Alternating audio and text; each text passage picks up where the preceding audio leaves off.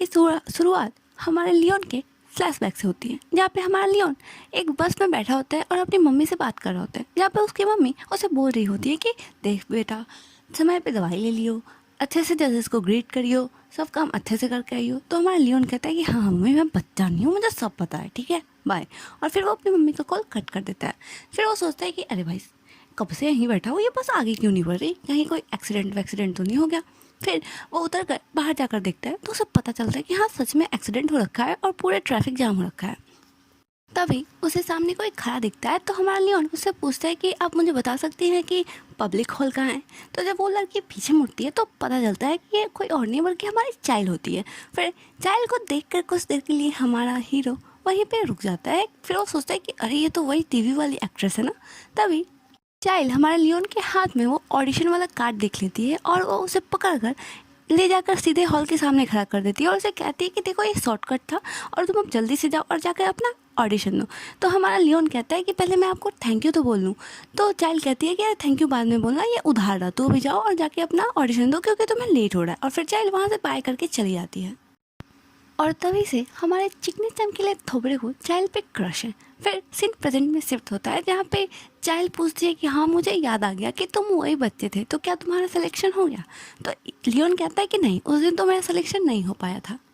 फिर हमारा लियोन कहता है कि मैं आपको तभी से बहुत ज़्यादा पसंद करता हूँ और मैंने आपके तो सारे शोज़ भी देख रखे हैं। फिर हमारा लियोन कहता है कि मैं आपको ऐसे कन्फेस तो नहीं करना चाहता था, पर पता नहीं क्यों मैंने कर दिया, सॉरी, आपको मेरी वजह से अनकंफर्टेबल फील करना पड़ा। तो हमारी चाइल्ड कहती है कि अरे नहीं नहीं, ऐसे कोई बात नहीं है, मैं बहुत ही ज़्यादा खुश हूँ कि तुम मुझे लाइक करते हो और अगर तुम किसी को भी लाइक करोगे तो बहुत ही ज़्यादा खुशनसीब होगी, पर मैं अभी किसी और को पसंद करती हूँ। और हमारे चाइल्ड के मन में तो हमारे इजुन भाई साहब होते हैं। तो फिर हमारा लियोन कहता है कि अगर मैं ऐसा कहूँ कि मैं आपसे कुछ भी एक्सपेक्ट नहीं करता तो मैं आपसे झूठ बोलूँगा, क्योंकि मैं आपको सच में बहुत पसंद करता हूँ। और फिर हमारा लियोन काफ़ी रोने लगता है और मुझको तो काफ़ी दुख हुआ, भाई कोई इतने सारे क्यूट लड़के को कैसे मना कर सकता है। फिर हमारा लियोन चाइल्ड से माफ़ी मांगते हुए कहने लगता है कि आई एम रियली सॉरी कि मैंने अपनी फीलिंग्स आप पे फोर्स करी। तो चाइल्ड कहती है अरे नहीं नहीं, तुम्हें माफ़ी मांगने की कोई ज़रूरत नहीं है, तुम तो एक बहुत ही ज़्यादा अच्छे इंसान हो और इतने ज़्यादा क्यूट भी हो, मैं तो बहुत ही ज़्यादा ग्लैड हूँ कि तुमने मुझे पसंद किया।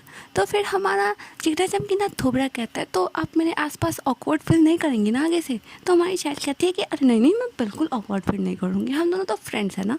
फिर ये सीन यहीं पे कट हो जाता है और चाइल्ड के घर का सीन दिखाया जाता है, जहाँ पे चाइल्ड सो रही होती है और उसके मन में तो सिर्फ ईजुन के ही ख्याल चल रहे होते हैं।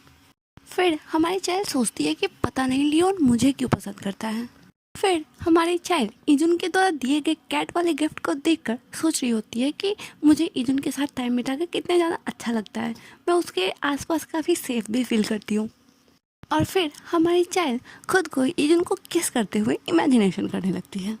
फिर वो अपनी आंखें खोल के कहती है, भगवान है वो, राम राम राम राम, क्या कर रही हूँ मैं, ये ऐसा ऐसा नहीं कर सकती मैं। फिर ये सीन यहीं पे कट हो जाता है और फिर फिल्मिंग साइट का सीन दिखाया जाता है, जहाँ पे हमारा इजुन मस्त सूट बूट पहने घूम रहा होता है। फिर चाइल्ड उधर से आती है और उसे देखकर छिप जाती है और अपने मन में सोचती है कि नहीं, अब मुझे इजुन से दूरी बना के रखनी होगी, वरना मेरे मन में ऐसे ही फालतू ख्यालात आते रहेंगे।